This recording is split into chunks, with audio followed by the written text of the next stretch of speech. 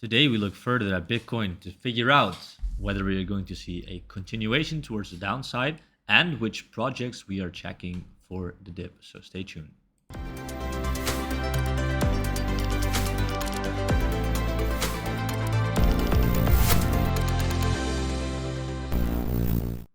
Hello there, everyone. I hope you're having a beautiful, beautiful day. So today, I'd like to analyze the markets with you guys because, of course, as we've noticed before, we've had a beautiful correction towards the downside.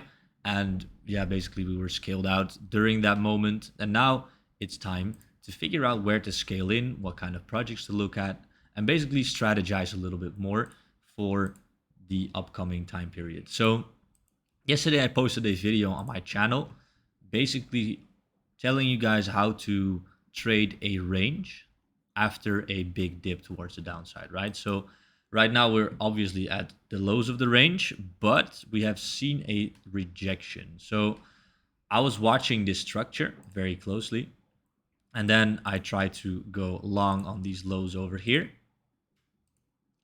basically, and then I pulled my fib from this point to this point. This is just for the advanced traders right over here, basically trying to look for that retest because the market always moves in waves, right? So we always move like so in the market, and I was trying to time this moment because we could see a clear break towards the downside on this overall bullish pennant kind of looking structure. I know that usually after a dip we can see a fake out, especially if we take out the low right here. That's exactly what we saw, but we didn't see that follow up, basically trying to continue further towards the upside. So that makes me believe that we possibly have some more room for continuation towards the downside.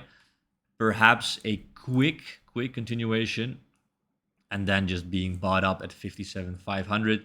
Those are that's basically my first area to look at for a significant area from which we can see a response on Bitcoin.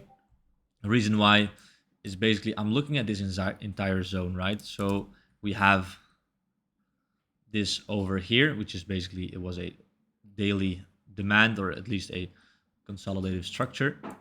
And then over here, we had that 0.382 retracement from this overall move towards the upside, right? So I do believe that when we start to claim this specific low right here, which is obviously a significant low that we have at 57,820, basically we can liquidate the people that are on this area, and then basically see just a small retracement before we can see some more continuation towards the downside, or of course a full reversal. You never know when you hit a level if it is actually going to be the bottom.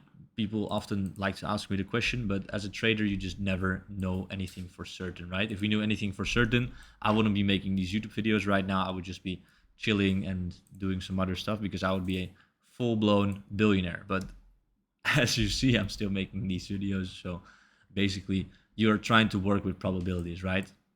And the probability of something happening over something else happening, that's where you get your bread as a trader. That's where you earn your money, is basically understanding the correlations between those probabilities and then making safe bets over a longer period of time. So one of those safe bets was, of course, scaling out on this position. It could, of course, just fly towards the upside, but we knew that probabilities were in our favor here, right? Now, probability dictates that whenever you claim these lows, if you are buying these lows, then of course you have a great opportunity to go long, right? This is not the period where you just turn bearish and scale out of your positions. You usually do this at these kind of levels, right? You do have to pay attention for a big crash towards the downside, but I would never really consider just selling my position bluntly when you are seeing some rejection at the lows.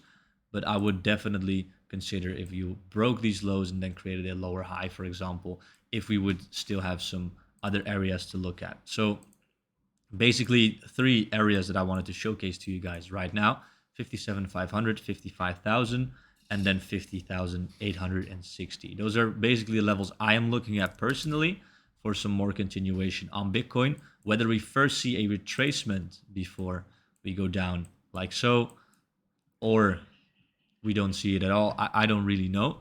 But I do know that these are the levels I will be looking at when we break this area, right? So this is, I'm just creating an attack plan. If we are breaking this overall trend towards the downside, I will buy in the higher low, right? I will buy that retracement that always comes, and then I will look for some continuation. But right now, because of the higher time frame confluence points that we have, I do think we are going to see lower levels very briefly. Perhaps it's this week, next week, or perhaps already today. Of course, we are already at the lows and we are already seeing some rejection over there. So that's basically the way I look at Bitcoin right now. And now let's dive straight into some projects that I'll be looking at. So yesterday I was looking at Opulus, basically calling this for free for everyone. And yeah, I've never seen a coin perform so well after a dip. I think we did 47% from yesterday. So obviously a huge gain, especially during this dip. This is an amazing play. I'm also looking at Mana because it's just been very strong throughout this dip. And I am also looking at ALBT, specifically around these lower levels, at 85 level right here. Basically, this is a buying area for me. I already marked it up on my chart over here.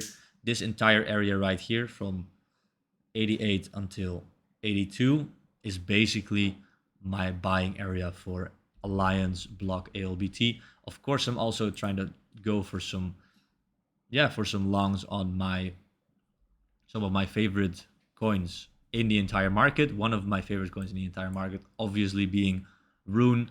I'm looking for a potential long from this level over here. Basically looking all the way down. If we break that $10, I will be looking at 937, somewhere like there for a large scale in for my long-term portfolio. I scaled most of it out around $14 to $13, and I managed to buy some yesterday at 10, sold some more at 11 because I saw some more continuation.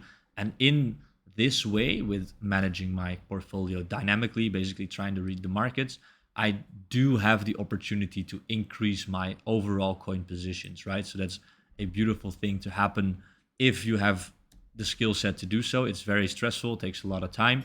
You probably make some bad calls in the meantime, but once you master this skill, it can be very useful, especially when you try to trade those dips, right? Because always after a dip, a lot of volatility happens in the range that is just formed after the dip.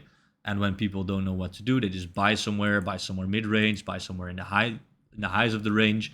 And that leaves a bunch of opportunities for you as an experienced trader to anticipate and try to trade the range, buy the range lows, sell the range highs, use multiple confluences in the meantime, and then you can just, basically trade those ranges after a dip and make a lot of money, or basically just continue increasing on your coin positions, right? You don't have to gain dollars, but if you gain coins, then it's obviously better than only holding on to a position. So that's basically my strategy when I see dips coming. And to do something like that, you have to have cash. You have to have cash free. So that's why I like to scale out sometimes. And that's what we did on Bitcoin, is we scaled out on a lower high, and now we have cash to buy here, to buy here, to buy here. Basically, you're trying to buy because you've sold your position over here. You've taken profits. We were buying at these levels. Then you ride the wave up. You don't perfectly call the top always, but then on that lower high, you can scale out, or you can then scale in like over here, and then you scale back in on those higher lows that are being formed. And that's basically how I try to trade the markets, and it's been going pretty well so far. So thank you all for watching. This was my video for today, and I will see you all in the next one.